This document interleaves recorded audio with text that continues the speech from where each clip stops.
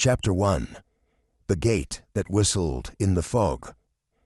It was an autumn evening painted in watercolors, mist rolling off the Sussex moorlands, air damp with sea salt, and shadows stretching longer than seemed natural. The wind, thin and slicing, threaded through the ironwork of the main gate of Greystone Hall and made it sing, not melodiously but with a strange, high-pitched whine that rose and fell like a warning breathed through teeth. That gate would later come to haunt everyone involved, but that night it merely whistled. Inside the estate, the atmosphere was deceptively warm. A fire roared in the library hearth, and decanters of brandy were passed among distinguished hands. Sir Hugo Greystone, patriarch and patron of one of the last grand families of the southern coast, had gathered his nearest and dearest, though in truth not a soul in the room was truly dear to him. He stood now near the mantelpiece, tall despite his age, with a silver walking stick and a voice that still cut through conversation like a blade.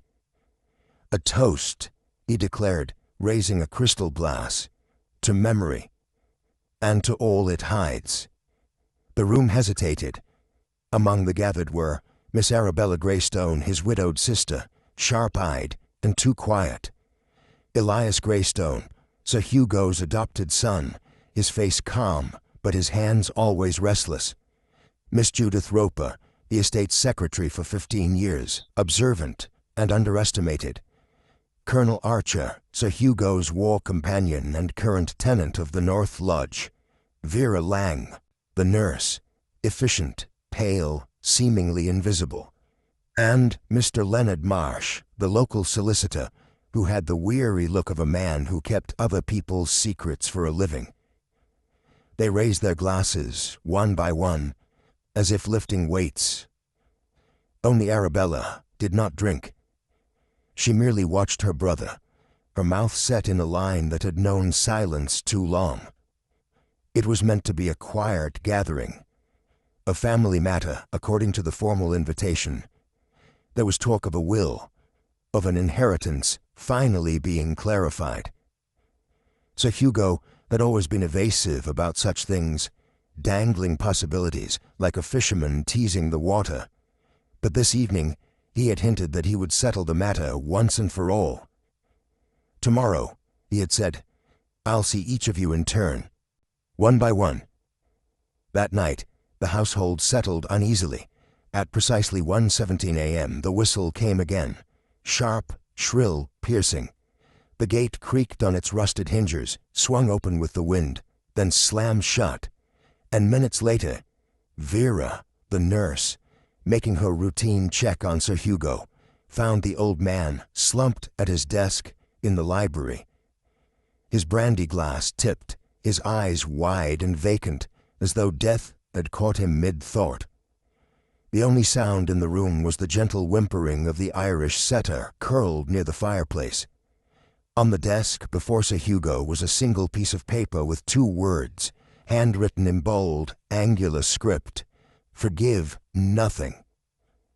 By morning, the whispers had begun. It wasn't a heart attack, Vera insisted. She had checked his pulse herself. There was no sign of struggle, no obvious wound, but something in the expression on Sir Hugo's face, rigid, caught between fury and surprise, refused to be natural. No money was missing, no windows broken, no staff unaccounted for. But everyone felt it, that someone had been in the house, and they had not come through the door. It was Leonard Marsh, ever the practical man, who made the call. By noon, a small black automobile came winding through the misty lane that led to the estate. The gate, still whistling, swung open again as if in welcome, and out stepped Monsieur Hercule Poirot, in a bowler hat and perfectly tailored coat, walking stick tucked under one arm, mustaches groomed to precise perfection. He paused before entering. The wind tousled nothing on his person. He was, as always, unbothered by chaos. But he looked at the gate, still moving slightly on its hinge, still singing its sharp, eerie note, and smiled, not warmly. "Eh bien," he murmured. "When the house whispers, one must listen carefully, but when the gate sings—" His eyes glinted. "It is not always to welcome guests." And with that, he stepped inside Greystone Hall, into a house layered with silence, buried grievances, and the echo of a man who had promised to reveal everything, and said nothing at all. Chapter 2. Shadows in the Library. The library at Greystone Hall was precisely the sort of room Poirot appreciated. Symmetrical, deeply lined in walnut shelves, the armchairs worn but well maintained, and the rug, Persian, of course, scented perfectly beneath the chandelier. But this morning it bore the unsettling scent of interruption. The decanter still half full, a brandy glass with a faint smudge, a cane resting awkwardly against the chair rather than in its customary stand, and in the corner, the faint outline of the chalk where Sir Hugo Greystone had died. Inspector Anson of the local constabulary stood by the window, his face lined with fatigue and irritation in equal measure. He had little fondness for Poirot, though wisely he masked it behind civility. "I see no signs of foul play," Anson said, arms crossed. Dr. Ramsay listed heart failure as the cause. He was old, worked too hard, drank too often. Simple. Poirot leaned over the desk, studying the blotter beneath where Sir Hugo's body had been found. "Ah, but simplicity, mon ami, is a tricky thing, too often used as a curtain to hide complexity." Anson grunted. "You think someone killed him? Poison." Poirot did not answer at once. He reached into his coat pocket and pulled out a small lens, inspecting the crystal tumbler. Then he gently lifted the piece of paper that had been found on the desk. 2 words, "Forgive nothing," not written with a trembling hand, but firm, intentional. "I think," Poirot said slowly, "that we must first ask whether this was a death prepared, or one provoked." He moved to the fireplace where the dog, Fergus as Vera had said, still lingered, tail wagging faintly. Poirot knelt beside the animal, stroking its ears. The setter looked toward the door, then back at Poirot. "Animals do not lie," he murmured. "They remember things that we overlook." Poirot stood. "Tell me, Inspector, when was the body discovered?" 1:15, according to the nurse," Anson replied. "She checks on him each night before retiring." Poirot nodded. "And the gate? What of it?" "It was heard, opened, slammed, at nearly the same time." Anson shrugged. "Wind and rust, most likely. That gate's always creaking. It's an old estate. Makes noise." Poirot tapped his cane once against the floor.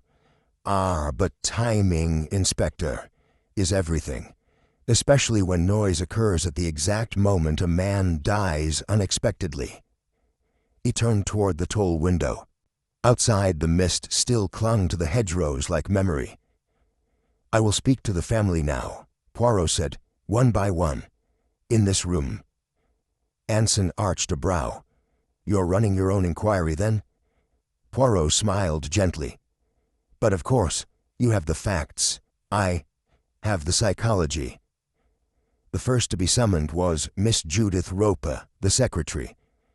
She entered the room briskly, clipboard still in hand, eyes narrowed as if already calculating her answers. Poirot gestured to the chair opposite the fireplace. "Merci, mademoiselle. I'm told you were close to Sir Hugo." "Professionally," she replied, 15 years. He trusted me." "Yet he did not tell you what was in the new will." Her expression did not shift. "Number. But I suspected. He had been restless of late, rewriting letters, asking after old correspondences." Poirot leaned in. "Did he fear someone?" Judith hesitated. "He didn't say so, but he began locking the library at night. He never used to." "Curious. And did he mention those 2 words? Poirot pointed to the note. Forgive nothing. A pause. A flicker of something beneath her calm. No, she said carefully, but it sounds like him. Poirot nodded, watching her too carefully for her to be at ease. You may go, mademoiselle. She stood, already turning toward the door. And one last thing, Poirot added, voice soft. Was there any reason he should have summoned the family last night, after so long avoiding such meetings? Judith stopped, her eyes darkened slightly. He said he had. Seen something, heard something that made him change his mind. Did he say what? No, she replied quietly, only that it came from the gate. Poirot watched her leave, then turned to the inspector, who had remained silent at the fireplace. The gate, the note, the timing, it is no coincidence, Poirot said. Anson frowned. You think the killer walked through that gate? Poirot tapped his temple. No, the killer was already inside, but someone, or something, opened that gate, and Sir Hugo understood what it meant. He turned once more toward the window, where the iron gate stood in silhouette against the thinning fog. It whistled. Poirot murmured, and someone answered. Chapter 3. A gathering beneath suspicion. The family gathered late that afternoon in the drawing-room, a long, elegant chamber dressed in tapestries and dim gold sconces, where the air had a peculiar heaviness, as though generations of Greystones still watched from the walls. Hercule Poirot, impeccably dressed and seated near the fireplace, took in the faces before him with careful, quiet scrutiny. Inspector Anson stood silently in the corner, arms folded, letting the great detective set the tone. Judith Roper sat upright by the writing desk, her expression a mask of control. Elias Greystone lounged on the settee, one leg crossed, the corner of his mouth twitching with irritation. Colonel Archer leaned against the sideboard, polishing his glasses with a handkerchief, and Vera Lang, the nurse, stood near the window, barely moving, her white blouse glowing faintly in the afternoon gloom. Arabella Greystone, wrapped in an aubergine shawl, remained aloof, chin lifted slightly, as if to indicate she had tolerated far worse than a murder inquiry. You all knew Sir Hugo well, Poirot began, steepling his fingers. You knew his moods, his suspicions, his extraordinary pride. But I wonder, did you know his fears? There was a pause. Then Elias scoffed. He didn't fear anything, least of all us. Arabella's voice cut through crisp and cold. He feared himself. Poirot turned slightly toward her. That is most interesting, madame, and you say it with certainty. Arabella didn't blink. Hugo lived in guilt. That house, this entire legacy, was built on betrayal. Colonel Archer interjected, frowning. Come now, Arabella. That's a little dramatic. No, Judith said softly, surprising everyone. She's right. He never forgot what he'd done to his brother, or the will he rewrote after the war. Poirot's eyebrows lifted. Ah, now we arrive at it. Elias straightened. What will? You mean the will? Judith gave a glance to Arabella, then turned to Poirot. Hugo often hinted that there was an earlier version of the will, one he regretted destroying, but no one had seen it, at least not recently. Vera spoke up for the first time. That's what he was doing in the library. He told me he had found something old and ugly, and that it would soon be made right. Poirot nodded slowly. So you all believed he intended to amend the inheritance, to correct a past mistake. He didn't correct mistakes, Elias muttered. He buried them. Until someone unearthed one, Poirot said, and perhaps forced his hand. He stood and walked toward the fireplace. You see, mes amis, Sir Hugo invited you all here for a reason, not merely for sentiment, not even for duty. He was about to reveal a truth long hidden, and someone among you could not allow that. The fire crackled once, casting shifting shadows across the room. Poirot continued, "Let us speak then of that night. Vera, you found the body. Who had access to Sir Hugo in the hours before his death?" "I prepared his evening dose, only a mild sedative per his request. Then I left him around 11. He was reading, calm." "And the gate?" Poirot asked, glancing at Anson. "It opened shortly after 1, the inspector said. The sound of it woke 2 staff members in the east wing." "And yet," Poirot said, turning back to the group, "none of you claim to have heard it." Arabella's eyes narrowed. "That gate has always whistled. It blends into the wind. It doesn't wake the family." Poirot let the statement linger. "But Sir Hugo heard it," he said quietly, "enough to leave a note. Forgive nothing. It was not random. It was deliberate. It was a warning. And the one person he feared in that final moment was not outside the gate, but here, inside these very walls." A long silence. Colonel Archer cleared his throat. "You think the killer was already in the house, waiting for the right moment?" Poirot's eyes gleamed. "No, more, Colonel. I think the killer knew that moment would come the instant the gate opened, because they arranged it." He stepped forward, cane tapping softly on the wooden floor. "The gate is a red herring, but it is also a signal, a code, a memory. It was meant to frighten Sir Hugo, and it worked. He died not because of poison, nor violence, but because someone resurrected his guilt at exactly the right hour." Elias leaned forward, his voice low. "Then it wasn't a murder. It was psychological." Poirot turned toward him. "No, monsieur, it was both. Someone pulled a trigger made of memory, a death by design executed without a weapon." He surveyed the room once more. The tension was palpable. "I will speak to each of you again, in private. For now, let us agree on one thing." He looked directly at Judith. "Whatever Sir Hugo intended to reveal, someone among you had already guessed it, and that truth, like a gate in the wind, does not stay shut for long." Poirot left the room, footsteps slow, deliberate.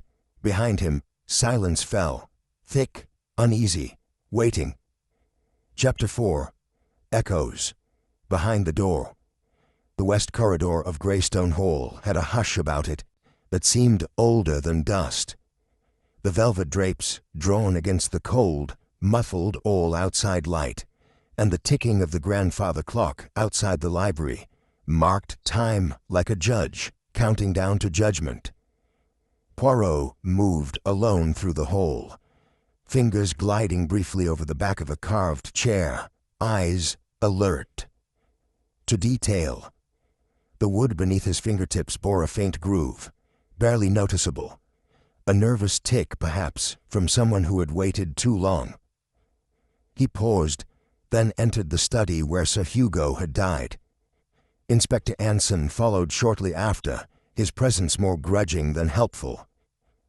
"We've checked the brandy," Anson said. "No poison, not even a sedative, just regular liquor, untouched." Poirot nodded. And yet he died. Heart seized mid-thought, muscles frozen, eyes wide. A man does not simply expire like that unless his mind is deeply disturbed in his final moment. He surveyed the room again. The library was untouched since the body had been removed. Sir Hugo's chair, turned at an angle, still bore the slight impression of his form. The paper with the words, "Forgive nothing," remained sealed in an evidence bag on the writing table. But Poirot's attention now turned to a locked drawer, partially open, as though someone had intended to shut it in a hurry. With a small nod, Poirot drew from his coat a thin silver instrument and released the latch with a quiet click. Inside were old letters, neatly bundled, their edges yellowed, tied with navy ribbon. He lifted one and read the header aloud. April 1919. To my dear brother, Benedict. He glanced toward Anson. This is not Sir Hugo's handwriting. Brother? The inspector asked. Wasn't Benedict the one who died in the war? Poirot tapped the paper. So it was believed, but it appears the war did not sever all ties between them. He removed the top letter and read silently for a moment, his face unreadable. Then he replaced it and turned to Anson. This drawer was meant to be found, but the letters, they were not. Someone removed something. You're sure? Anson asked. Poirot knelt, inspecting the inner lining of the drawer. See here, a dust outline, a square, a document once rested here, recently taken. A will? Anson asked quickly. Perhaps, Poirot said, or something more powerful, a confession maybe. The letters suggest that Sir Hugo and his brother had reached some understanding after years of estrangement. It would explain Arabella's cryptic remarks. No? As they spoke, a faint noise carried in from the hallway, a whisper of shoes on polished wood. Poirot turned sharply and stepped into the corridor where a figure lingered near the opposite end. Judith Roper. She froze as their eyes met. You wish to speak with me, Monsieur Poirot, she said, composed but faintly breathless. I thought perhaps the time was right. He gestured to a nearby antechamber, quiet and warm, with a fire still burning low. They sat across from one another, Judith's hands folded tightly in her lap. You knew Sir Hugo better than most, Poirot began, 15 years at his side. You saw the man behind the curtain. She smiled faintly. And behind the curtain was another curtain. He never truly revealed himself. Did he speak of his brother often? Benedict. Judith's eyes drifted for a moment. Yes, sometimes, always indirectly. Regret haunted him, but he could never bring himself to name it. And yet he told you about a will. She hesitated. He said things would change, that Elias would have to accept that not everything belonged to him. Elias believes otherwise. She nodded. He always has. He thinks blood is ownership. Poirot watched her. And what of you, Mademoiselle Hopper? What did Sir Hugo intend for you? Her mouth tightened. A letter, that's all. He told me to read it, when the wind changed. It was prone to dramatics. Poirot smiled softly. Perhaps not dramatics, perhaps precision. He stood, offering a hand to help her rise. Judith, he said gently, if you find that letter, will you bring it to me? She gave a nod, eyes searching his for something unspoken. As she left, Poirot lingered by the fireplace, his gaze drawn to the flames. The wind outside stirred again, thin and high-pitched. The gate had not moved since the night before, and yet something still whistled. Chapter 5. The Watcher on the Landing. The upper floor of Greystone Hall had an entirely different temperament than the ground level, less formal, more personal. Family portraits lined the hallway, all rendered in oil, all watching. Poirot moved past them slowly, noting the details. The cold eyes of Elias Greystone in his youth, the distant beauty of his late mother, the stern pride in Sir Hugo's jaw. But it was the portrait of a woman in blue, placed discreetly near the servants' staircase, that made him pause. She was not labeled, and her smile was cautious, enigmatic, a woman deliberately forgotten. Poirot filed it away. He had asked to meet Arabella Greystone in the morning room, an airy space filled with pale light and the soft scratching of a phonograph playing Debussy. Arabella sat stiffly in a high-backed chair, wrapped in a shawl too thick for the room's mild temperature. She did not greet him as he entered. "You've come to stir the ghosts, Monsieur Poirot," she said. "Only to ask why they are hiding in such an ornate cage, madame," he replied gently. "You knew your brother better than most. You said he looked frightened, no?" Arabella exhaled sharply. He hadn't been sleeping. For weeks he'd pace after midnight. Once I found him by the gate, barefoot, just staring. "Was it guilt?" Poirot asked softly. "I don't know what it was, but it wasn't the Hugo I knew. He was always hard, proud. But this was dread." Poirot leaned forward. "Did he mention someone from the past returning? A letter, a name?" Arabella looked at him then. "He told me a man had come back from the war, that it wasn't over for him. I assumed it was delusion or drink." "Did he name the man?" "No," she said, "but I think he feared him." Poirot nodded slowly. "And what of Elias?" Arabella gave a bitter smile. "Elias fears no one, but perhaps he should." A knock interrupted them. A housemaid entered with a note, blushing as she curtsied. "Begging your pardon, sir, but Mr. Greystone asked to speak with you. Said it was urgent." Poirot took the message. "Tell him I'll be with him in a moment." As the girl left, Poirot turned back to Arabella. "One more thing, madame. The painting near the servants' stair. Who is she?" Arabella's eyes turned colder. "That was Sylvia Hartnell. She was engaged to Benedict before the war. When he died, she vanished. No one saw her again." Poirot gave a short bow. "Merci, madame." He found Elias Greystone not in his own study, but standing in the upstairs corridor outside the nursery, his hands behind his back, staring at the closed door. "You have children, monsieur?" Poirot asked, approaching quietly. Elias didn't look away. "One, a daughter, 7 years old. The door's locked. She's away with her mother. Thank God." Poirot tilted his head. "Are you so certain this place is dangerous?" Elias finally turned, and his face was pale, drawn tight with tension. "You think I killed him?" "I think you are used to being accused," Poirot replied, "which is different." Elias gave a short, humorless laugh. "He was changing everything, Poirot. You think I didn't know? Judith's name was going to be on the new will. She's not family." Neither were some of the people Sir Hugo confided in, it seems. Elias's jaw clenched. He was making amends for Benedict. That's what this is about. He never got over it. He blamed himself for his brother's death. Poirot watched him carefully. "Did he ever say that?" "No," Elias said tightly, "but I heard him, once, in the library, talking to no one." "I should have gone back for you," he said. Poirot nodded. "Tell me, Monsieur Greystone, did your father ever mention the gate, the sound it made?"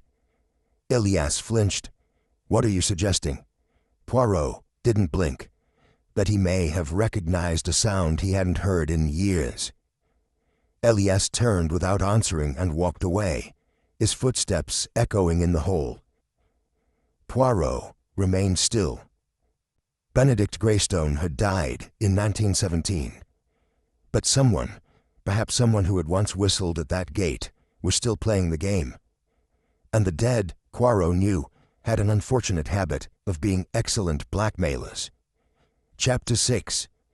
The Man in the Photograph. The afternoon passed beneath a dull sky, the wind rising at intervals like a creature testing the latch of the house.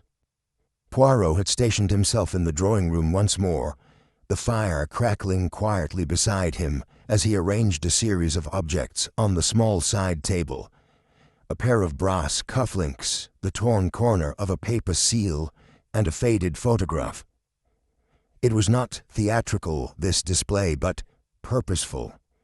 Poirot believed in the poetry of silence between deductions. The photograph was the most curious item, It had been discovered behind a drawer in Sir Hugo's desk, slipped between the back panel and the inner lining as though deliberately hidden from view. It was creased at the edges, but the image remained clear, a group of men in uniform seated on sandbags, laughing. Poirot had studied their faces carefully. One face, in particular, caught his eye, not because it stood out, but because it didn't. It was a young man with deep-set eyes and an unreadable smile. On the back of the photograph, in faint blue ink, was written, Salonika, 1916. Benedict, Walter, Hugh, Thomas, and E. Poirot tapped the photograph now, eyes narrowing. He murmured. A knock at the door interrupted him.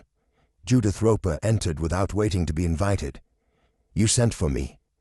Poirot gestured to the chair across from him. Mademoiselle, I hope I do not intrude too frequently upon your time. You do, she said plainly, but I doubt you care. Poirot gave a small chuckle. A fair criticism. Sit, please. She complied with a tired grace. Her eyes, Poirot noted, were sharper today, less hollow. I found the letter, she said without ceremony. The one he left for me. Poirot leaned forward slightly. And she pulled a small envelope from her coat. It's short, 2 sentences. She handed it to him. Poirot read aloud, voice low. You are more than you were told. Look to the chapel at midnight. H. He looked up. You did not go. She gave him a look. I'm not in the habit of lurking in chapels by moonlight, monsieur. No, Poirot said, but I am. Judith's brow lifted slightly. Poirot folded the letter. This message, it is not a romantic whisper. It is direction. A riddle designed for someone who would not ask questions. You were obedient, no. She flinched, erased me. You do what you must when someone feeds you. Poirot regarded her with careful sympathy. So what is it, mademoiselle, that you were not told? Her expression flickered. He was preparing to name me as his daughter, I think. I always suspected. Poirot said nothing. I was born in 1901, she continued, in Vienna. My mother died 2 years later. Sir Hugo returned to England around the same time, and I arrived. Shortly after. I lived in the nursery until I was 6, then the governess's quarters until I was 10. After that, he hired me as a companion to his aging aunt.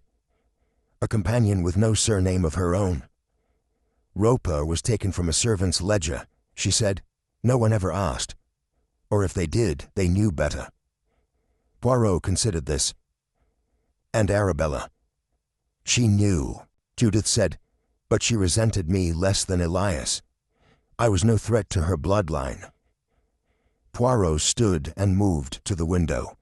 The gate at the far end of the garden stood motionless, and yet, somewhere in the mind, the whistling returned, thin, distant. Tonight, Poirot said, we go to the chapel. Judith hesitated, then nodded. Poirot turned back to her. One more thing. Do you know this man? He handed her the photograph.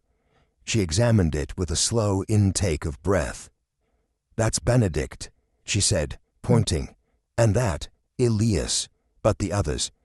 She paused, tapping one man's face. This one. I saw him once at the house. Years ago, he came to the service entrance. I think his name was Walter. Poirot's eyes sharpened. Did Sir Hugo speak with him? Number. He refused to come down. Sent the butler instead.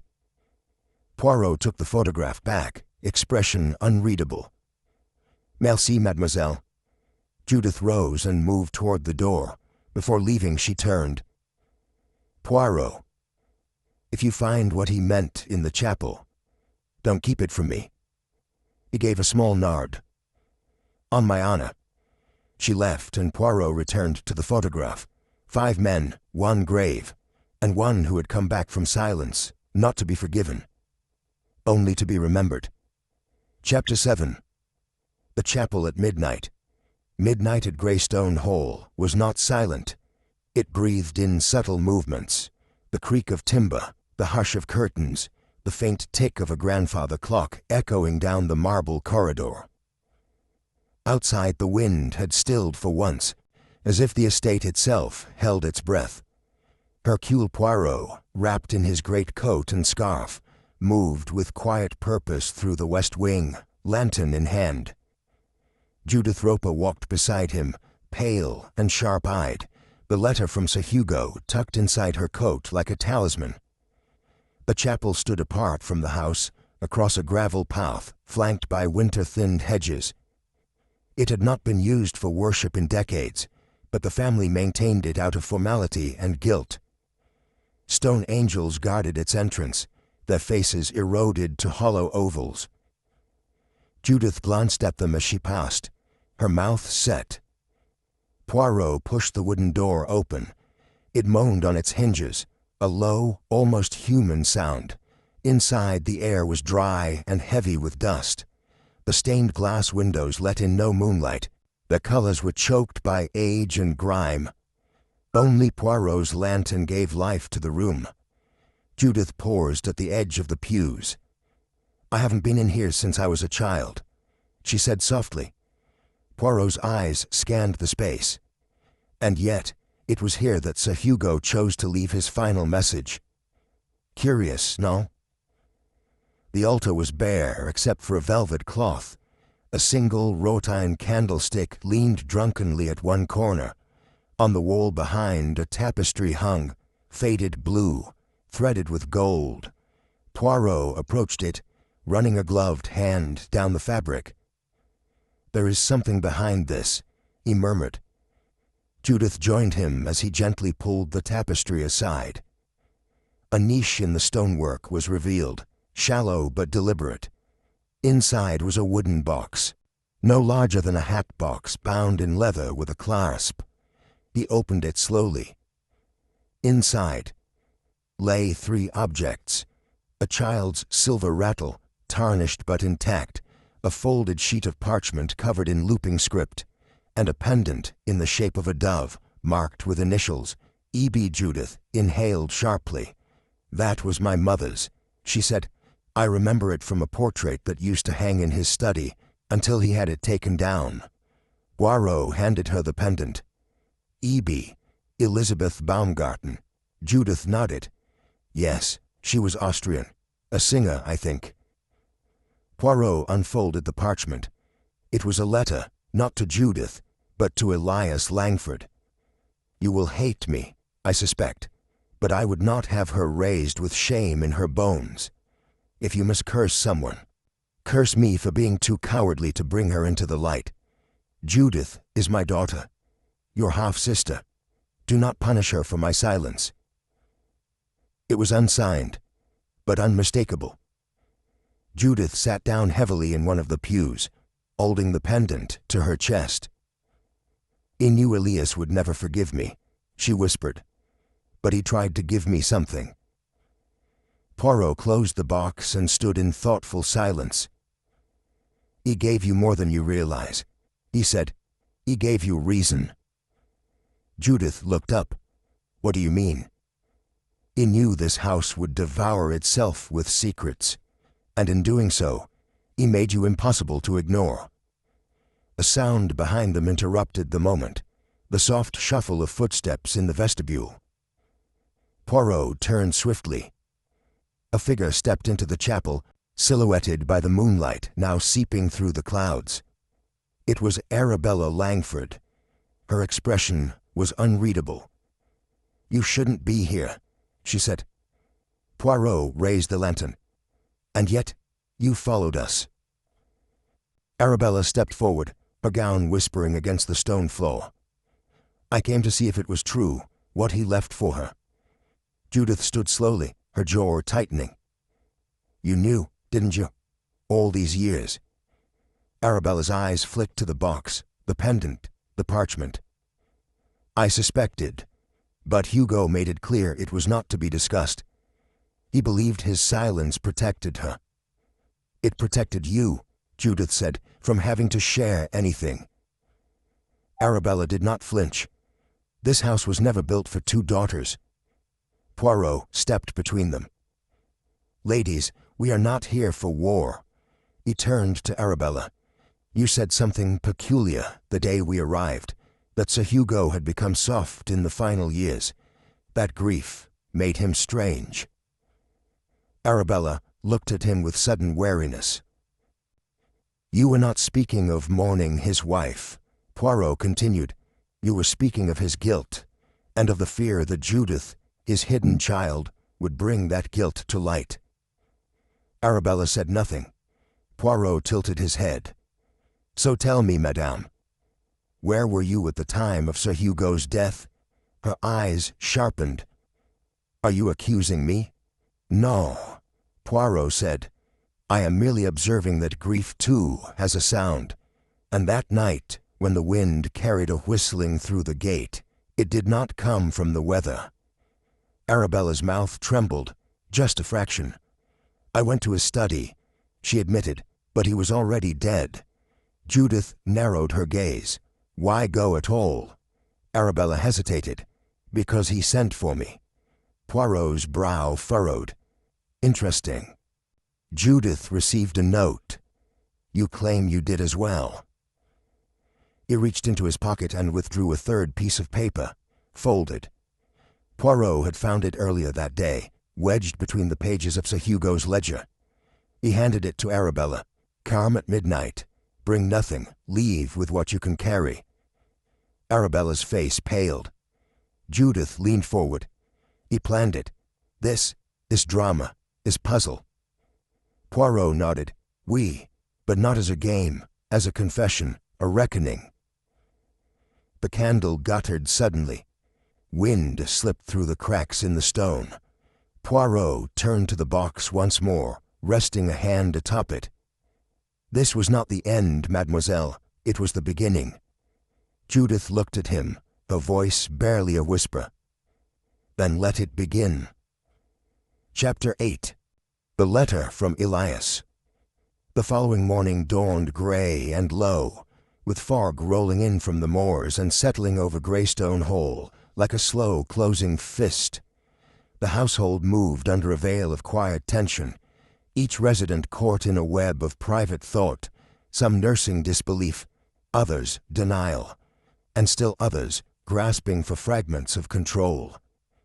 In the breakfast room, the clink of porcelain was muffled, and no one spoke of the events in the chapel. Poirot, however, was already dressed, shaved, and waiting in the library. A fresh fire had been lit. The warmth barely softened the cold stone walls, but Poirot welcomed the solitude. Spread out before him on the desk were 3 notes, the one Judith had received, the one Arabella had confirmed, and the one found wedged in the ledger. Each was folded identically. Each was penned in a narrow, formal script. A 4th envelope now lay beside them. It had been brought to him that morning by the butler, Wrexham, with the explanation that it had arrived by private courier. Poirot's name was written across the front in firm black ink, Monsieur Hercule Poirot, private and confidential. He opened it delicately. Inside was a single sheet of heavy paper, dated 1 week before Sir Hugo's death. Monsieur Poirot, by the time you read this, I fear the man who raised me will be dead. I do not believe it to be an accident, though I cannot yet prove otherwise. There is a sickness in this house, of bloodlines, of silence, and of shame. I cannot remain any longer, not without risking the last shred of myself. Judith Roper is not what she appears to be, but neither is Arabella. And the question you must ask, always, is not who had the motive, but who had the opportunity to make the silence permanent. If anything happens to me before we meet again, the truth is buried in Hugo's chapel. Beneath the tapestry, you'll find what he feared most, and what someone here may have killed to suppress. Elias Langford Poirot, folded the letter carefully and replaced it in its envelope. His mind was already racing. Elias, aware of danger, had reached out preemptively. But if he suspected foul play, why had he fled so quietly? Why not stay and protect Judith, or confront Arabella outright? He turned, just as the library door opened, and Inspector Meldrew entered. "You requested an audience, monsieur," Meldrew said, his moustache thick with condensation from the fog. "Indeed, Inspector, and I am grateful you arrived so swiftly." Meldrew approached, arms crossed. "The family's in disarray. The staff are whispering of hauntings and curses, and Miss Langford has requested you keep your conclusions to yourself until she consults the family solicitor." Poirot raised his brows. "I have no conclusions yet, Inspector, only questions." He gestured toward the fireplace, where a tray of tea waited untouched. Meldrew declined. Poirot reached for the stack of notes. 3 invitations, 3 recipients, all summoned on the night of Sir Hugo's death, all presumably unaware of one another's presence. Meldrew squinted, except none of them claimed to have seen anyone else. "Just so," Poirot said. "And yet what strikes me most is the phrase repeated in all 3. Come at midnight. Deliberate, you think?" Poirot nodded. "Oui. Sir Hugo wanted these encounters to happen in isolation, or someone wanted it to seem that way." He passed over Elias's letter. Meldrew read quickly, his frown deepening. "If this is genuine," Meldrew muttered, "it suggests Elias feared someone in the house enough to run."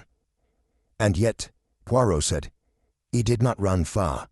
There is no evidence of travel, no notice left, and none of the local inns report his arrival.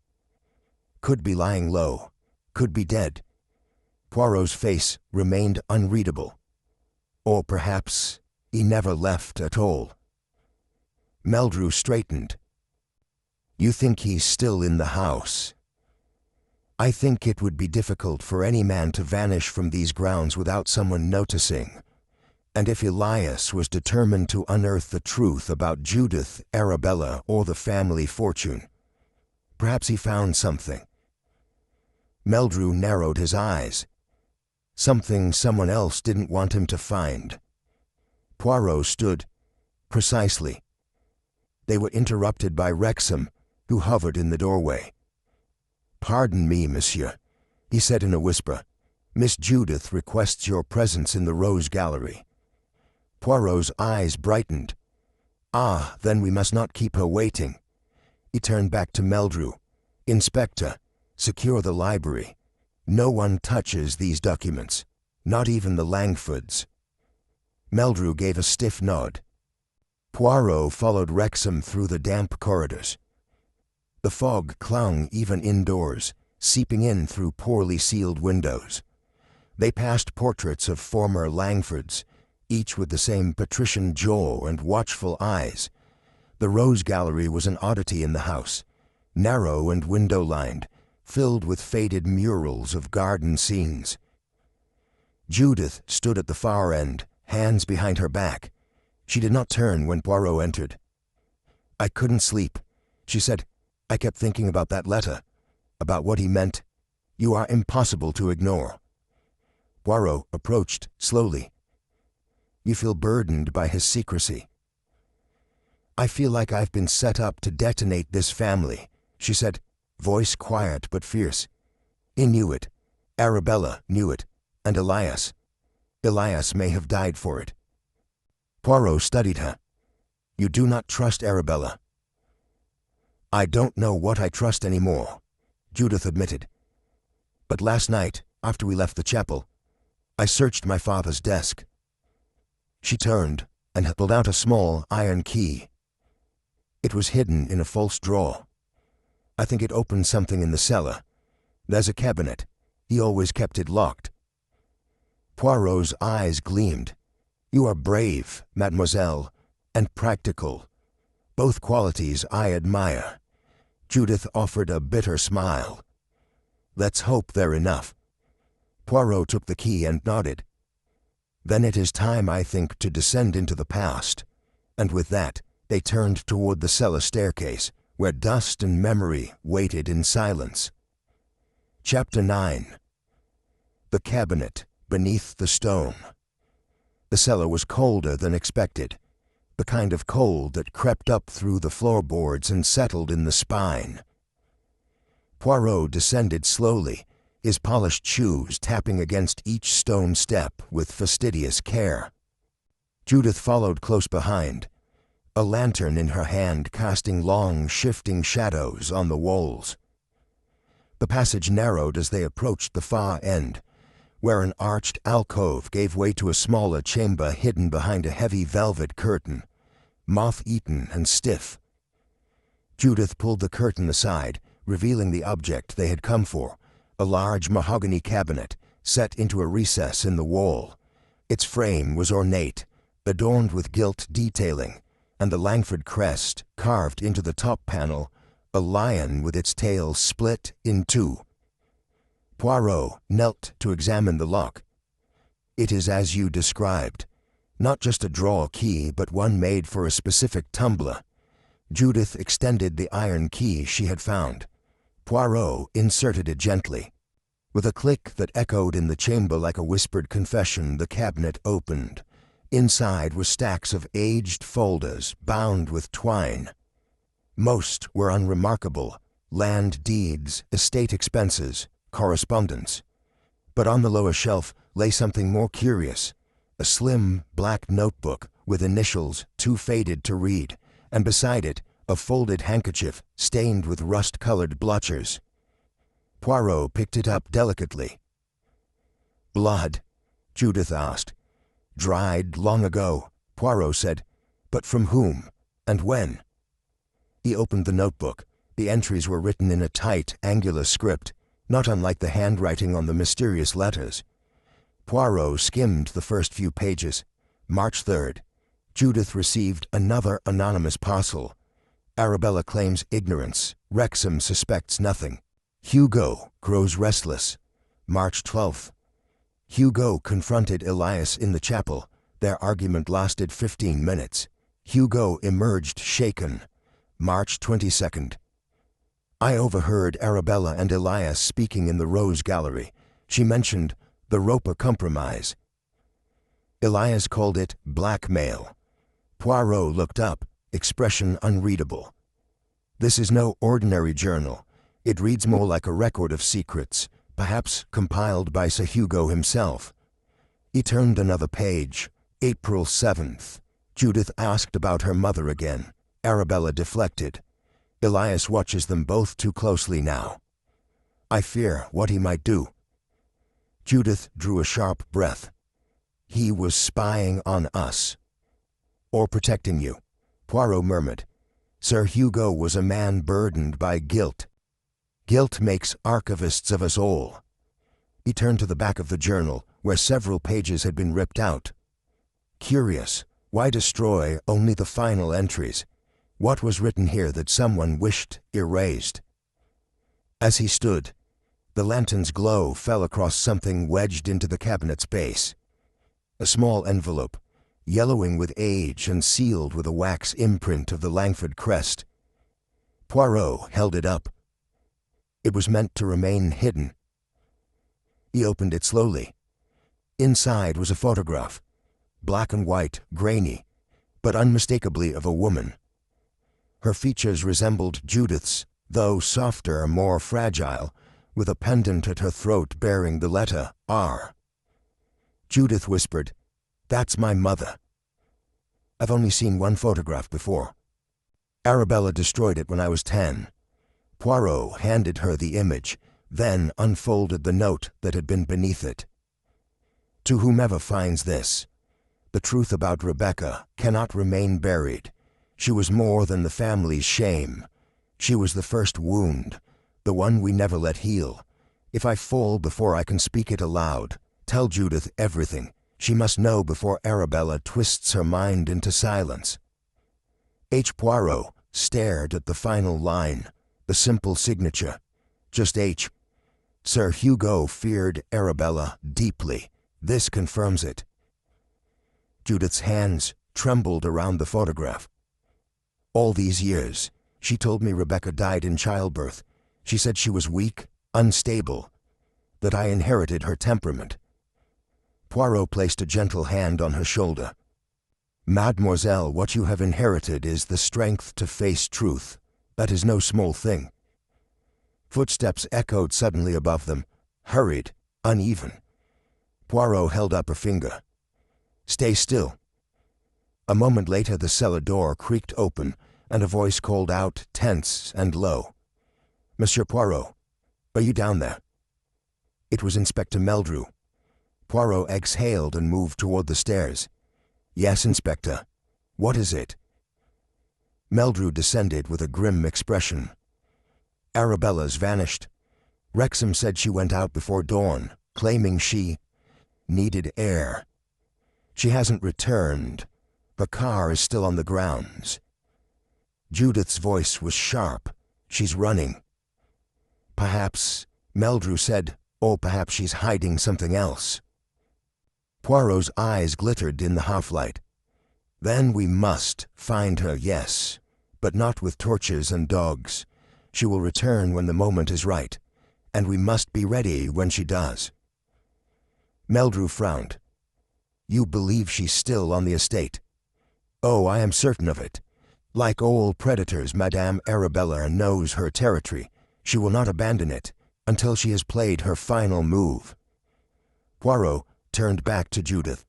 And you, mademoiselle, have just tipped the board. Judith met his gaze with a newfound steel. Then let her play. I'm not afraid of her anymore. Poirot nodded approvingly. Bon, then let us prepare, because the final act of this drama is already underway. Chapter 10. Whispers behind the wainscoting.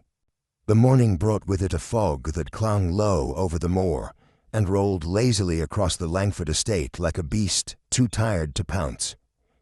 Poirot stood at the threshold of the library, gazing out across the damp gardens with narrowed eyes. Judith sat nearby, cradling a steaming cup of tea between trembling hands. Between them lay the photograph of her mother and the letter from Hugo, now kept in a small leather folder Poirot carried with him everywhere since their discovery in the cabinet. Wrexham entered softly, his face pale and tired. No sign of her, monsieur. We searched the stables, the chapel, even the gardener's cottage. It's as if she vanished into mist. Poirot turned. She has not vanished, monsieur, not truly. Madame Arabella is too theatrical for that. She was always fond of theatrics, Judith muttered, even when lying. Poirot's gaze sharpened. Yes, and she is lying still, somewhere close. She knows something connected not just to your mother but to the murder. Wrexham looked over. You still believe Sir Hugo was murdered, despite what the coroner said? Poirot nodded gravely. I believe the collapse was real, but it was no accident. It was guided. There is a kind of killing, monsieur, that does not require the laying of hands, just pressure in the right place, and silence where truth should be spoken. At that moment, Meldrew entered, holding a scrap of paper. One of the footmen found this under Lady Arabella's door this morning, slipped beneath during the night. Poirot took the note. It was handwritten in ink now, smudged by moisture. You should not have burned the second letter. He knew. She knows now. Soon, they all will. Judith leaned forward.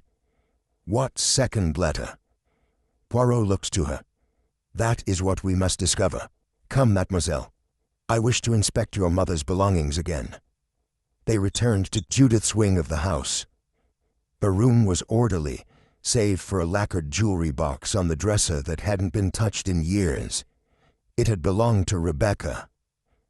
Judith opened it slowly. Inside were a few tarnished hairpins, a comb, and a faded blue ribbon tied around a bundle of notes. Judith's breath caught. I didn't know this was here. She untied the ribbon. Most of the papers were mundane. sketchers, stray verses, lists of flowers, but tucked in the middle was a folded letter, addressed only with the word, "Forgive." Poirot read it aloud. To Judith, though you may never read this, I was not mad, not in the way they say. I loved you, and they hated me for it. Arabella said I would ruin the family, but I only wanted truth. I wrote 2 letters, one for Hugo, one for you. I don't know which will survive. If you ever find this, be brave. Elias is not what he claims. He came into this house already broken. Do not trust the silence. Listen instead to what they are too afraid to say. Our Judith turned away, covering her mouth with one hand. Poirot bowed his head. She feared more than disgrace. She feared the past repeating itself. He said softly, "And this Elias, there is more to him than we have seen." From the hallway, there came a slow, deliberate knock. Meldrew entered. "There's something else," he said. "The footman who found that note also mentioned something odd. He said he heard voices near the old nursery last night." "The nursery?" Judith frowned. "It's been locked for years. No one goes in there." Poirot raised an eyebrow. "Perhaps we should." Together they ascended to the top floor, where the hallway narrowed and the walls pressed close. The nursery door stood closed, but the lock was rusted and yielded easily to a twist of Meldrew's key. Dust coated everything. A dollhouse stood in the corner, its roof askew. The crib sat beneath a shuttered window, silent as a tomb. But something had been disturbed. Books shifted on a shelf, a blanket half folded on the floor. Poirot knelt beside a wooden panel behind the toy chest. There, faint but unmistakable, were scratch marks around the edge. "Someone has been here," he whispered, "and recently." With a sharp tug, the panel creaked open to reveal a hollow space between the walls, a hidden crawlway. Judith stepped back. "I didn't even know this existed." Poirot peered inside.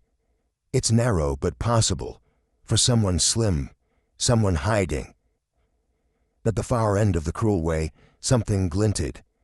Poirot retrieved it, a small brass brooch shaped like a lyre. Judith gasped. "That belonged to Rebecca."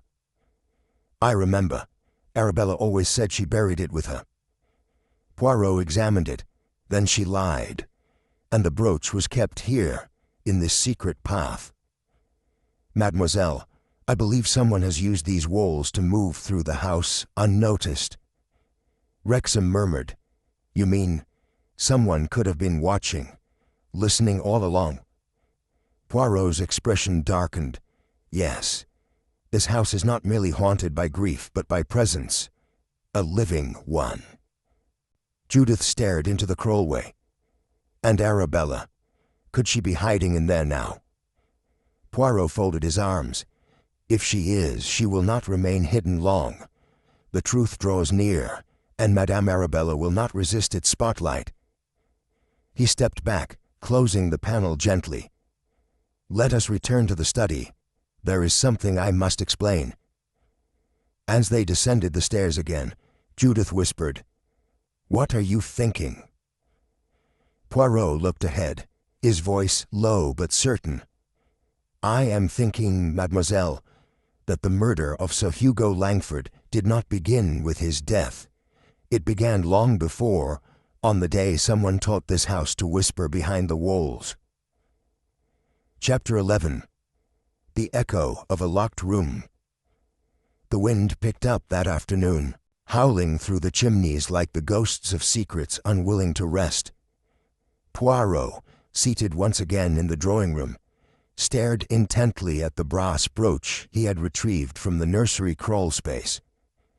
The lyre motif gleamed faintly in the firelight, too clean to have truly rested undisturbed for decades. He turned it over in his fingers, his brow creased. Judith sat nearby, still pale but composed, the recovered letter from her mother folded neatly beside her. Wrexham hovered by the hearth, fidgeting with the poker, while Inspector Meldrew remained unusually quiet, eyes fixed on Poirot, waiting for what the Belgian detective would say next. "I have walked through many houses, mes amis," Poirot began slowly, "but few speak as clearly as this one does. And Langford Manor, it speaks not through its guests, but through its silences." Judith leaned forward. "What do you mean?"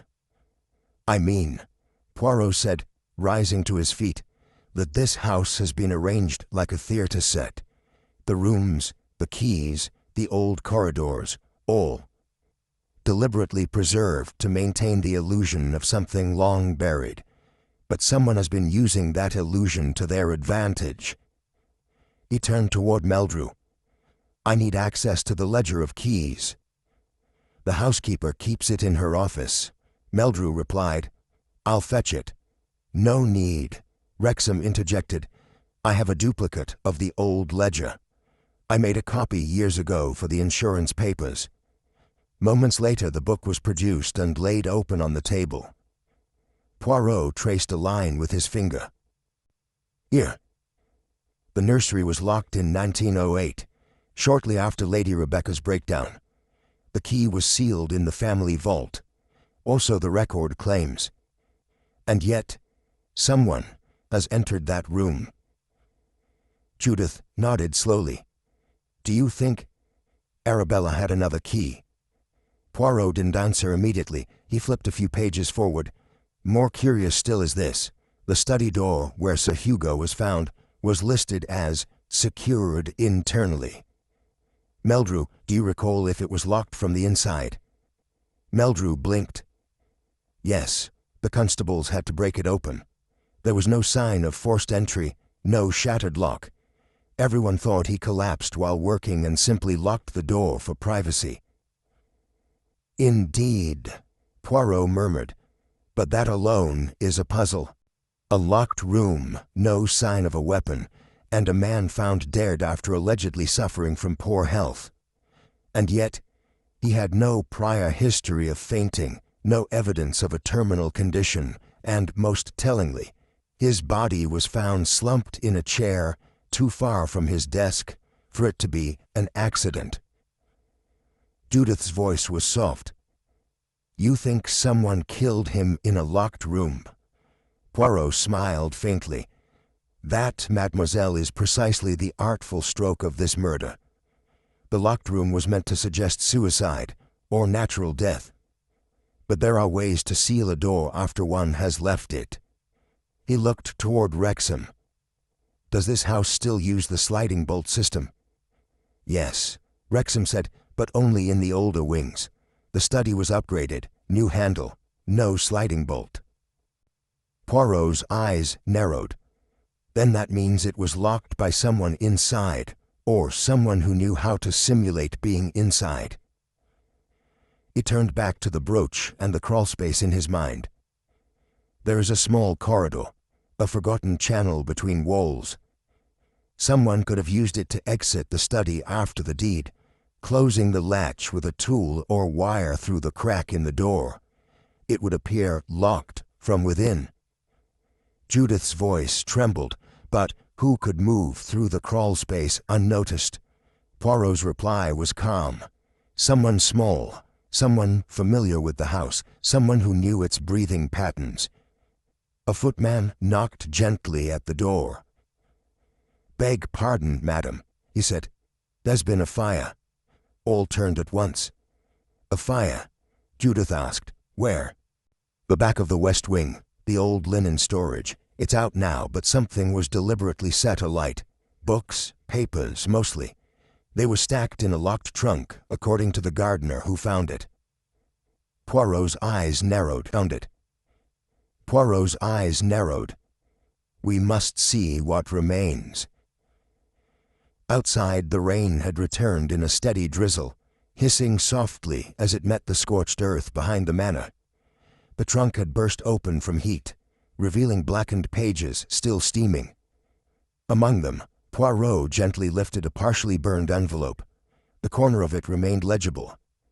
2 EL. He exchanged a glance with Judith. Elias Langford. She swallowed. So the fire was to destroy his letters. Or what he received. Poirot murmured. Or sent. Wrexham nudged a charred piece of paper free. There's something here. Wait. He retrieved a corner with an embossed emblem. A lyre. Matching the brooch. Poirot held it between two fingers. Whoever started this fire wanted no trace left of correspondence. But alas, the flames are not always thorough. Judith looked at the smoldering debris. Do you think Arabella did this? Poirot didn't answer directly. I believe she knows more than she's told us. And if she did not start this fire, then someone else did, to silence the echoes of the past. As they turned back toward the house, the wind howled once more. The gate on the far end of the property creaked loudly in rhythm, as if whistling through the storm. Poirot stopped and stared at it, expression unreadable. Gates, he murmured, do not whistle unless someone teaches them the tune. Then, without turning back, he said, Tomorrow morning we gather everyone. There will be no more running behind walls. Chapter 12. Threads beneath the ashes. The following morning broke with a brooding heaviness. The sky over Langford Manor a slate gray, thick with the promise of rain. Inside, the household stirred uneasily. The fire from the previous evening had left more than charred wood and ash in its wake. It had shifted something. A boundary had been crossed. Whatever had smoldered behind the west wing was not merely paper, but memory. A past someone wished very much to erase. Hercule Poirot stood in the breakfast room, unsatisfied with the limp toast on his plate. He stared past it, fingers steepled beneath his chin, his eyes distant. Judith Langford entered quietly, brushing raindrops from her sleeve. Inspector Meldrew sent word, she said. He's questioned the staff about the fire, but no one saw anything. The gardener, Joseph, said the trunk wasn't there the day before. Poirot nodded slowly. Of course it wasn't. It was planted, and then destroyed. Judith hesitated. Do you think the fire was meant to destroy something connected to my father? Poirot turned to face her. I believe it was meant to sever the final thread leading to the truth. He rose from his chair. Mademoiselle, may I trouble you for a walk? There is something in the west wing I must inspect once more. Judith agreed, and soon they made their way through the chilly corridor to the site of the fire. The air still smelled of damp soot. The floor had been scrubbed, but the outline of the scorched trunk was unmistakable. Poirot crouched near it, inspecting the hinge bolts. Ah, he whispered. See here, not the original screws. These were replaced recently. The trunk was sealed deliberately as though its contents were only meant to be revealed to someone who had a particular tool or knowledge. He stood. The emblem of the lyre. It appears again. On the brooch. On the paper. It is a symbol of music, yes, but also of hidden voices. Judith frowned. You think it's a code? Poirot didn't answer immediately. Mademoiselle, your mother, Lady Arabella, did she ever play the piano? She used to, Judith said slowly, before her illness. She would play late into the night when I was a child. Father said it calmed her. Poirot nodded. And did she ever speak of the gate? The one at the far end of the estate? The whistling gate. Judith gave a half smile. She used to say it sang lullabies when the wind was right. It always frightened me. No, no, mademoiselle, it is not the gate that frightens. It is the memory attached to its tune. Before Judith could respond, footsteps approached from behind. Inspector Meldrew emerged, his coat still damp from the drizzle. Morning, he grunted. No luck with the servants. But I had the local locksmith examine the study door. And, Poirot prompted. "Something strange." There were faint scratches on the inside catch, too small to notice unless you were looking. He says it's possible a fine wire could have been used to slide the latch from the outside, if someone had the proper angle. "Messy," Poirot said. "That confirms my suspicion. The locked room was not locked from within at all. It only appeared so." Meldrew frowned. "Then we're back to square one. Anyone could have done it." Poirot shook his head gently. "No, mon ami. Only someone who knew this house intimately, someone who had rehearsed every step." He paused, then turned to Judith. "Did your father keep any record of family correspondence? Diaries, perhaps?" She hesitated. "He had journals, but they were personal. He kept them in the safe behind his desk." "May I see them?" "Aye, of course." Back in the study, Judith unlocked the safe with a code Poirot observed carefully. Inside were 3 bound journals, leather worn and faded. Poirot took the most recent one, flipping through pages filled with Sir Hugo's precise handwriting. He stopped suddenly. His finger traced a single line dated 3 weeks before the murder. A note again last night beneath the gate. The same music. "I must confront her soon. This cannot continue." Poirot closed the journal. "It is as I feared." He was being manipulated. The whistling gate was not just a sound. It was a signal. "A signal," Judith echoed, confused. "A meeting point. A message.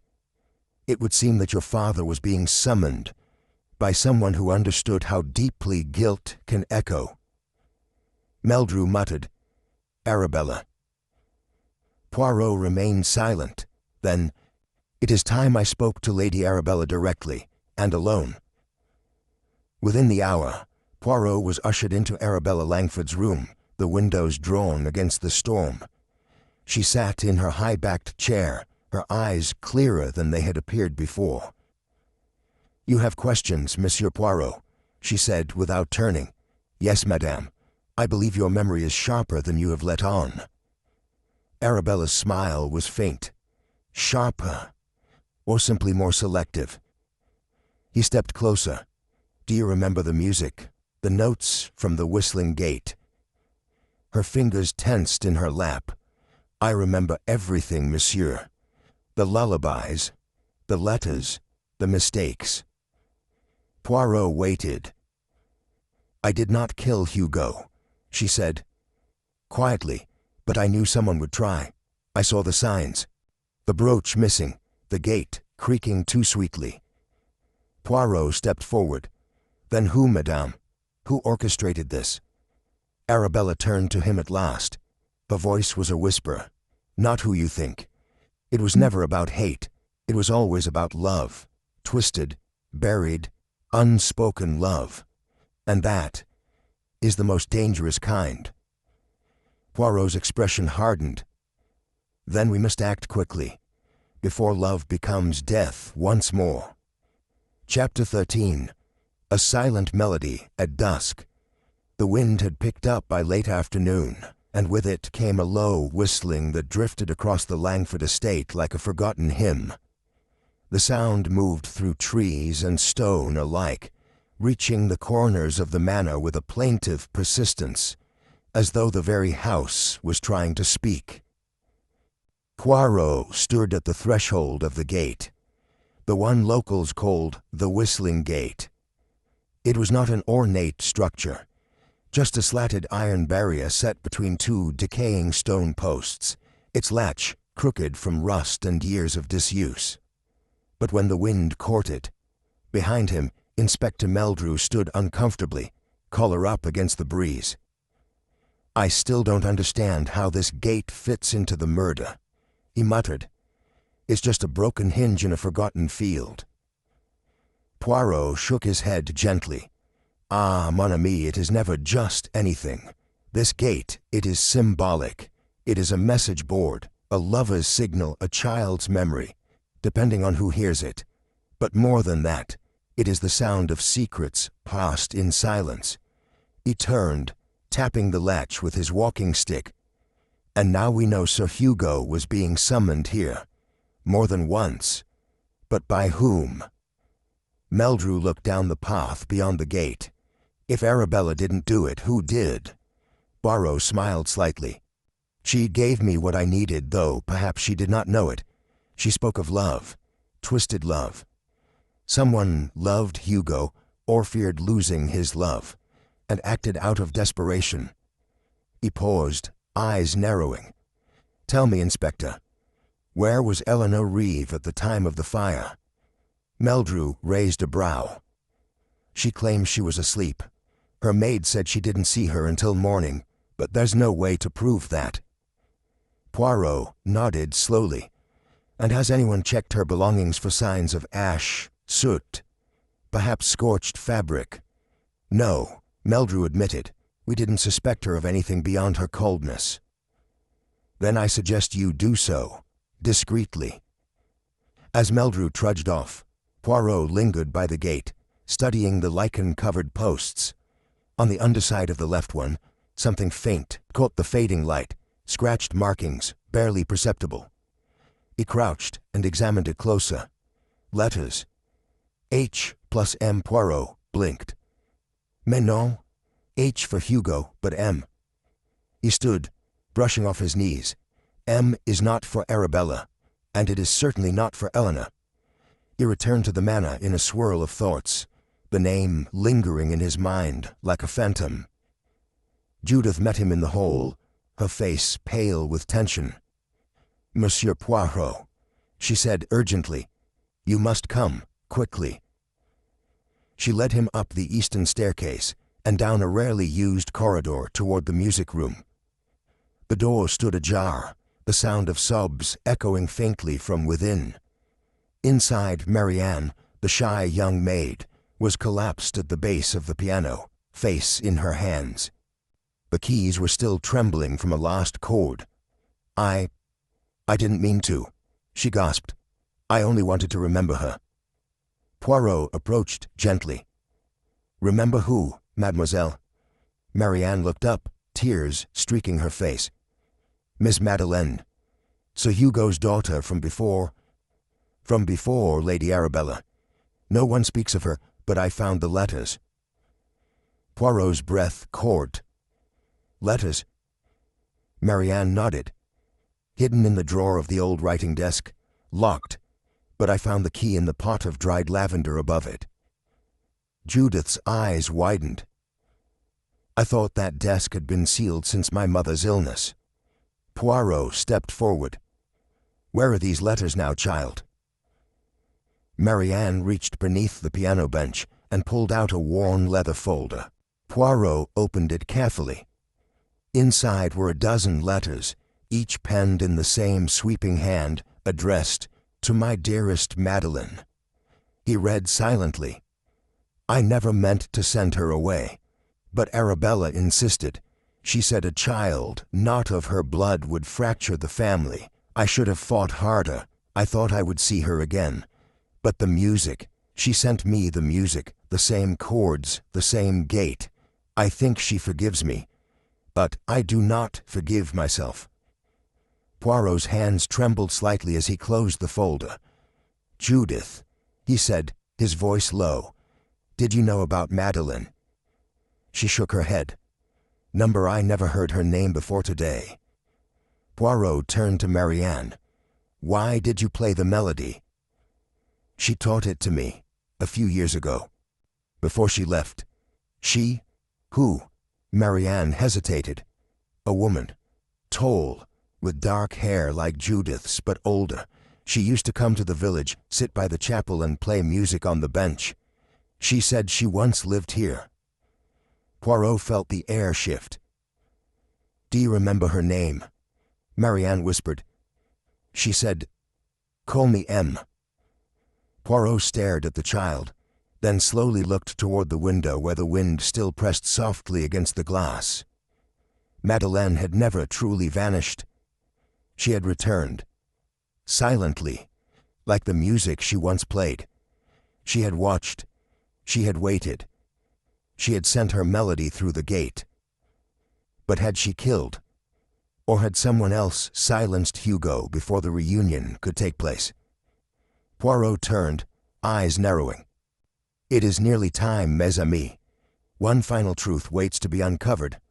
And the whistling gate, it has one more song to play. Chapter 14. The Man Behind the Gate. The following morning dawned gray and brittle, like porcelain left out in the frost. A hush lay over Langford House, as though the bricks themselves were holding their breath. In the drawing room, Poirot stood before the fire, unmoving, eyes fixed on the dancing flames.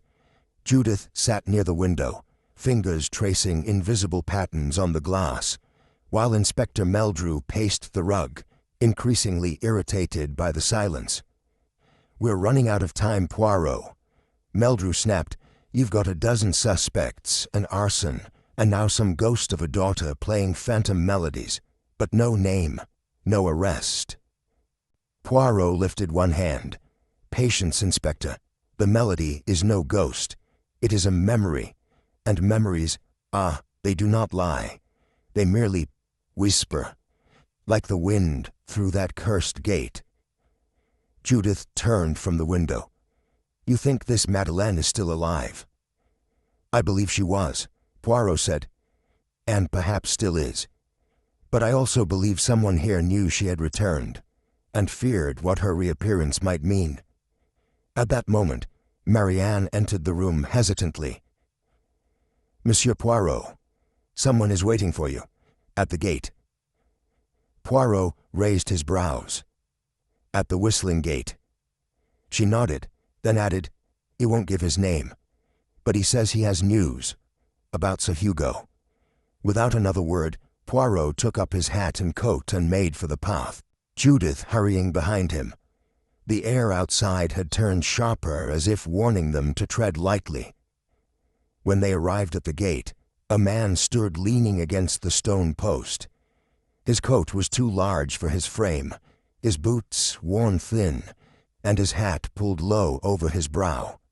But there was a strange dignity to his posture, and when he turned, Poirot saw that his face was marked by a life of weather and silence. "You are Monsieur Poirot?" the man asked, voice hoarse. "I am," Poirot said calmly. "And you are?" The man hesitated. "Once, I was the gardener here, many years ago, before Hugo Langford threw me out." Poirot studied him. "And why did he throw you out?" "Because I knew," the man said bitterly. "Because I saw him for what he was." Judith stepped forward. "What do you mean?" The man looked at her, eyes softening. "He wasn't always cruel, but after your mother died, he changed, became paranoid, cold. He told people he'd sent his daughter away for her own good, but that's not the truth." Poirot leaned in. "What is the truth, monsieur?" The man removed his hat. "Her name was Madeleine, and she ran away, because he was going to have her locked in an institution." Judith gasped. "She played the piano," the man went on, "all day, all night. It was like a compulsion. The music. It unsettled him, said it reminded him of things best forgotten. But she couldn't stop, so he called in a doctor, someone to make it go away. That's when she vanished." Poirot's eyes narrowed. "And did you ever see her again?" The man looked away. "A few times, around the chapel. She kept to the woods. She'd walk barefoot through the frost and hum the melody, the one she played as a child." Poirot folded his hands. "A child." Poirot folded his hands. "Did Hugo know she had returned?" "I don't think so, but someone else did. I saw Arabella once. She followed Madeleine from the woods back to the gate, watched her vanish into the fog." "And what happened then?" The man's expression hardened. "The next day Madeleine was gone. Again. No one saw her after that. Not even me." Poirot nodded slowly. "Thank you, monsieur. You have done a great service. What is your name?" The man placed his hat back on. "I'm no one that matters now." He turned and disappeared into the trees as quietly as he had come. Poirot and Judith stood in silence. Then Judith said, "If that's true, Madeleine wasn't mad. She was gifted. Just different." "Indeed," Poirot said softly, "and those who are different are often the first to be feared." As they walked back, Poirot's mind whirled. Madeleine was the missing piece, hidden in memory and shame. Her existence explained Arabella's coldness, Eleanor's fear, even Hugo's growing isolation. Someone had known she had returned and had seen her as a threat. But there was one thing still missing: motive. Why murder Hugo? Why burn the room?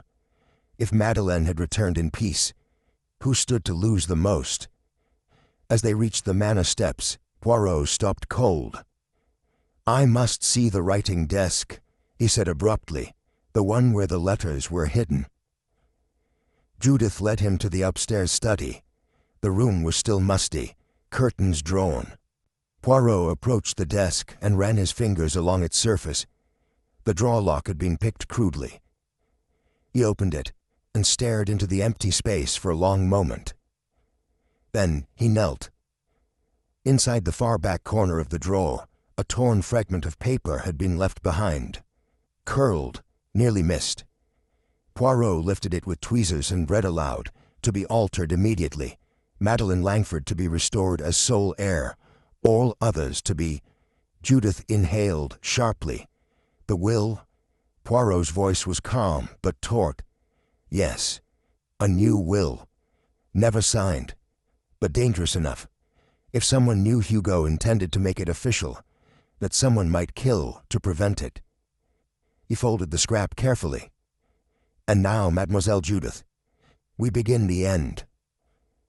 And somewhere outside, the gate began to whistle again. Chapter 15. The Will That Never Was. By early evening, Langford House had grown quieter, its hallways thick with unspoken tension. Eleanor remained in her room, pleading a migraine. Arabella, sharp-eyed as ever, retreated to the library, eyes fixed not on the books, but on the window facing the woods. Colonel March paced the length of the drawing-room, muttering to himself, while Judith sat beside Poirot, watching the flickering firelight dance along the walls, as if hoping it might cast a shadow shaped like truth. Poirot, seated upright with hands templed beneath his chin, regarded the small torn fragment of the will as if it were a holy relic. He had requested no tea, no fire, no interruptions. What he had found, no, what had been left for him to find, was no longer a question of inheritance, but of fear. "This," Poirot finally said, breaking the silence, "changes everything." Judith leaned forward. "Because it proves Madeleine was to inherit." "Precisely. The motive becomes clear. Not merely resentment, but desperation. Someone knew Sir Hugo was preparing to rewrite the future, and that someone needed to stop him before ink touched parchment." He rose and moved toward the piano, where a dusty metronome still sat beside a candle stub. Poirot tapped it gently, listening to the slow, ghostly tick, tick, tick. "The melody she played," he murmured, "always the same sorrow woven into the same refrain. That was not madness, mademoiselle, it was memory. She was announcing her return the only way she knew how, and someone heard her." Judith stood slowly. Arabella, she always hated the piano. Poirot turned, his eyes sharper than glass. "Indeed, but Arabella is too proud to commit murder. Her weapon is cruelty, not violence. Someone else feared Madeleine's return, would unearth the very things they had buried." At that moment, Inspector Meldrew entered, holding a worn envelope. "Just received this from the coroner's office. Preliminary results from the body." Poirot took the paper and read quickly. Then he frowned. So Hugo was dead before the fire began. Judith gasped. So he didn't perish in the flames? No, Poirot said. There was bruising at the base of the skull. A blunt object, heavy, perhaps a candlestick or poker. Then the fire was meant to destroy the evidence, Meldrew muttered, and confuse the time of death. Poirot nodded. Oui, exactly. But there's something else. He reached into his pocket and withdrew the scrap of the new will. Only someone with access to Hugo's private desk would know he was drafting a new will. And only someone close, very close, would be confident enough to confront him about it. I believe Sir Hugo argued with the murderer that very night, perhaps even told them that the estate would soon pass to Madeleine, and in a moment of rage or calculation, they struck him. Judith whispered, "You think it was one of us?" Poirot tilted his head. "You believe that yourself, do you not, mademoiselle?" She hesitated. "I don't know what I believe anymore." There was a knock at the door. Marianne entered timidly. "Miss Arabella would like a word," she said. "In the blue parlor. She says it's urgent." Poirot exchanged a glance with Judith, then followed Marianne down the hallway, Meldrew trailing behind. Arabella sat in the blue parlor as if on a throne, her hands folded, her eyes rimmed with fatigue. She didn't rise when Poirot entered. "I know what you're going to say," she said coldly, "that I loathed Madeleine, that I had motive, that I resented Hugo's decision to name her heir." Poirot merely bowed. She exhaled. "But you're wrong. I didn't kill Hugo. I only wanted her gone, again. I saw her in the woods. I knew who she was. The melody made it plain. But I didn't think she would stay. I thought it was a ghost. Until I followed her and saw her face. She looked hollow, like the music was the only part of her left." Poirot narrowed his eyes. "So you did nothing?" "I told Hugo," she said. "I told him she had returned, and he laughed, said he'd known for weeks, that he was rewriting the will, said it was time the past came home." Her voice trembled now. "I told him he was mad, that Madeleine would never survive in a place like this, that people would talk. He said he didn't care, that guilt had aged him more than time ever could." Poirot sat across from her. "So who else knew?" Arabella looked away. "Eleanor. She's always known. I don't think she ever stopped writing to Madeleine, even when Hugo forbade it." Judith spoke quietly. "But Eleanor wouldn't hurt him." Poirot's gaze was distant. "People do strange things when they believe justice will not be served." Arabella closed her eyes. "Whatever she did, if she did anything, I don't want to know." Poirot stood. "But I must know, madame.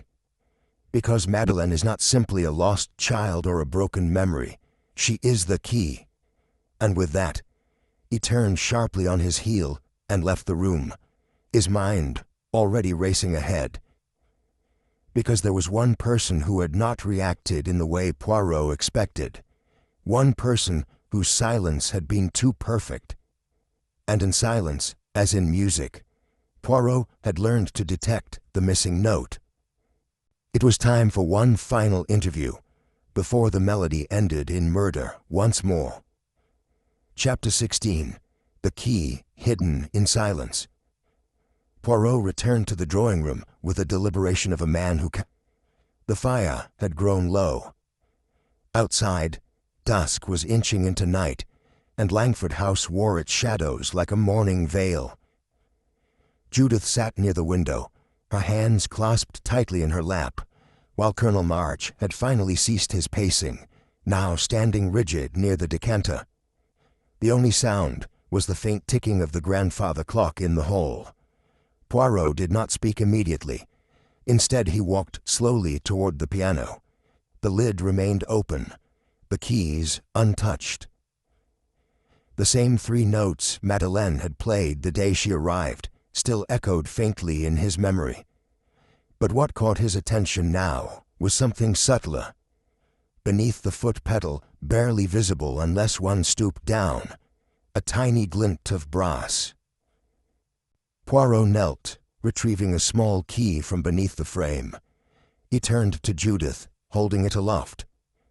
"Mademoiselle, I believe this belongs to you." She blinked. "I've never seen it." Poirot smiled gently. "That is precisely what I would expect you to say." He turned to Meldrew, who had just entered the room again, scribbling in a small notebook. "Inspector, I believe it is time we examined Eleanor's writing desk thoroughly." Within minutes, the party assembled in Eleanor's suite. A stately room painted in tones of lavender and soft cream, with a wide desk beneath a portrait of a younger, sterner Sir Hugo. Eleanor stood beside the fireplace, her arms crossed. Poirot approached the desk and tried the key. It fit perfectly. Inside the hidden compartment, beneath a stack of yellowed correspondence and forgotten receipts, lay a single sealed envelope and a crumpled note. Poirot unfolded the note with great care, as though afraid it might dissolve in his hands. It was written in an unmistakably shaky script, Sir Hugo's handwriting. "Should anything happen to me before this will is made official, I entrust Madeleine's future to Eleanor.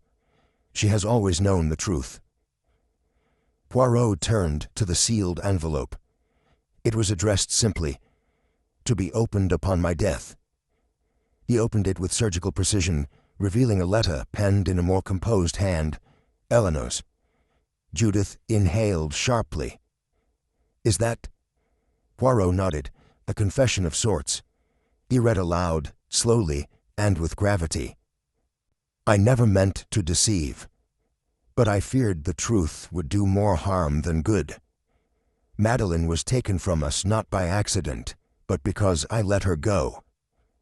I thought she would be safer in anonymity, away from this house, away from the legacy that suffocates us all. When she returned, she was not whole, but she was trying. Hugo wanted to give her everything. I feared that would only destroy her again." Poirot folded the letter carefully. "This is not a confession of murder," he said, "but it is a confession of fear. And fear, mes amis, is often the shadow that walks closest behind guilt." Eleanor stepped forward, her voice steady. "I didn't kill Hugo. I swear it. I was with Madeleine that night. She was shaking, crying. I stayed with her until dawn." Poirot gave her a long, unreadable look. "And yet, you told no one, not even after his death." "Because I knew what it would look like," she whispered. "I knew everyone would suspect her." Colonel March slammed his glass down. "But if Madeleine was with Eleanor, then who?" Poirot raised a hand. "There remains one person whose movements that night are still conveniently vague." He turned to the corner, where Marianne had lingered quietly, half in shadow. "Marianne," Poirot said softly, "you said you were in the servants' quarters when the fire broke out, but the scullery window showed footprints, leading out, not in. You were not in the house, were you?" Marianne froze, her face suddenly as pale as the ash in the hearth. I only stepped out for air," she stammered. Poirot's voice sharpened. "No, mademoiselle. You stepped out because you heard voices, you saw something, and you were afraid." The room was silent. Marianne looked from face to face, her lips trembling. I saw him," she whispered at last. "Mr. Dorian. He came out of the study before the flames. His hands were— he was shaking." Judith gasped. "Dorian." Poirot nodded gravely. "Yes, it was always Dorian." Marianne crumpled into a chair, hands pressed to her face. "He paid me to say I hadn't seen him. I I needed the money, but I didn't know he'd killed him." Poirot turned to Meldrew. "It is time we speak with Mr. Dorian. Now." But Meldrew's expression darkened. "He's gone." "Gone?" "He left this morning. Said he had urgent business in London. Took the Bentley." Poirot's eyes narrowed. "Then we must find him before he vanishes entirely." Judith stepped closer. "But why would Dorian kill him? He's not even family." Poirot looked toward the cracked window pane. "Because, mademoiselle, Dorian knew that when Madeleine inherited, everything he had schemed for would disappear, and perhaps, just perhaps, there is a past between them we have not yet uncovered." A long silence fell. Poirot adjusted his cuffs.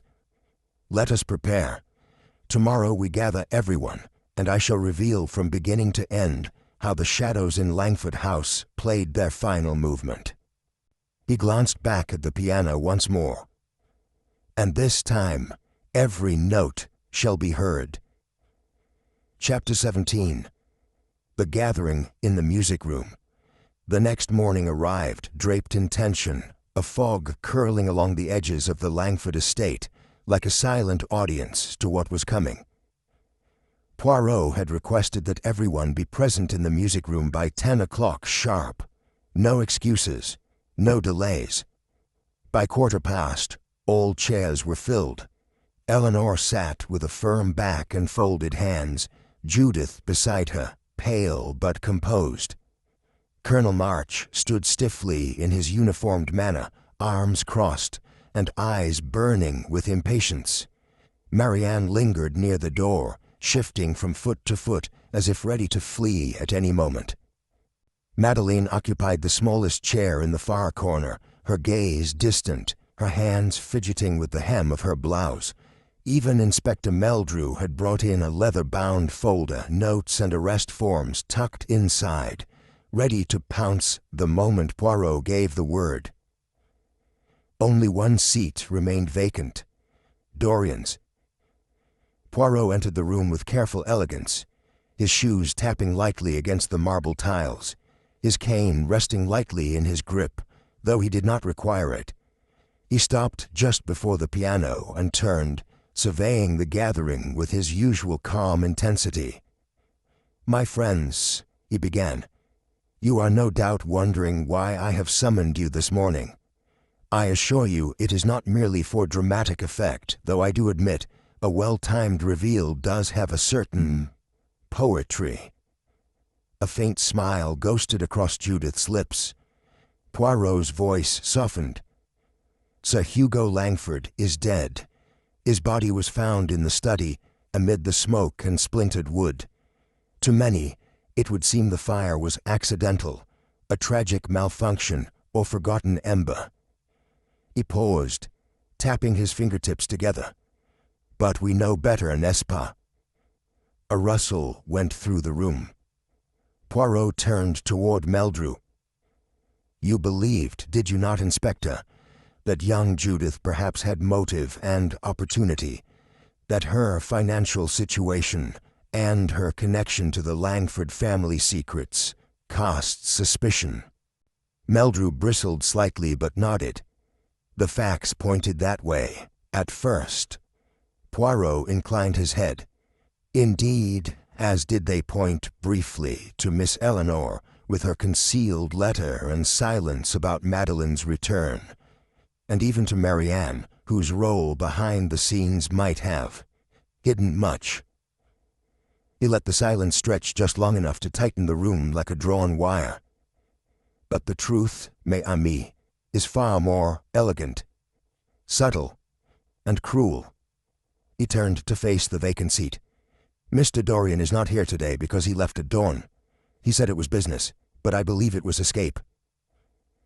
Colonel March leaned forward. "What has he to escape from, Poirot? He was Sir Hugo's personal aide, nothing more." "Nothing more." Poirot raised a brow. "On the contrary, Dorian was everything." Poirot stepped closer to the center. "Let me take you back to the beginning. months before this visit. Dorian met Madeleine in France. Not by chance. He knew who she was. He knew that if Sir Hugo ever discovered she was alive, the entire estate, the wealth, the inheritance, would shift. He moved toward the window, speaking without looking at them now, his voice tightening. You see, Dorian believed Sir Hugo owed him something. Years of loyalty, years of servitude. He had no claim to Langford House, no blood, no name. But he had a hunger, an ambition born from proximity. Poirot turned sharply. And then came Madeleine, a lost daughter, a rightful heir, an emotional reunion. Dorian's future, in that moment, collapsed. Judith whispered, "But how did he even know about Madeleine in the first place?"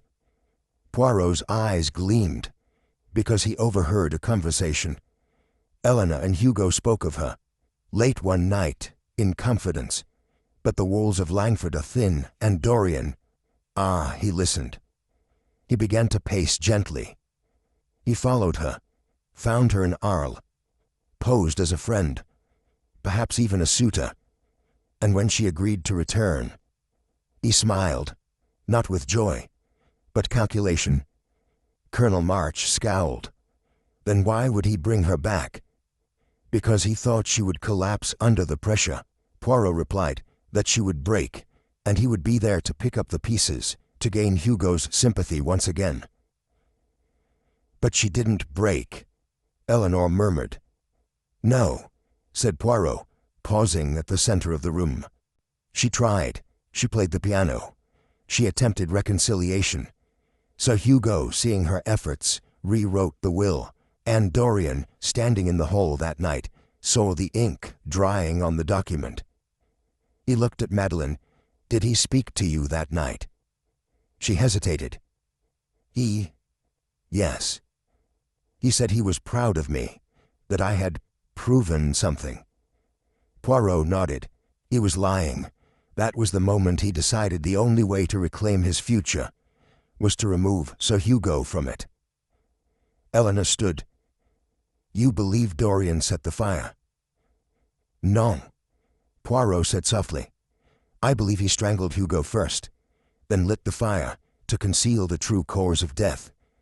That is why the gas tap was turned, so the fire would seem accidental. But Hugo's bruised neck, hidden by the heat, told a quieter story.